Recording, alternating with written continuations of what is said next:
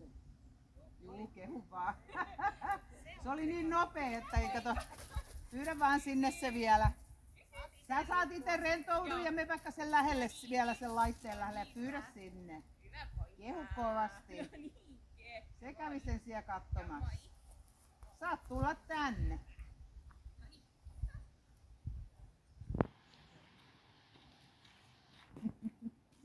Ja saman tien sillä pitkällä hihnalla nyt ohituksille sä menet sinne töttörölle asti ja takaisin.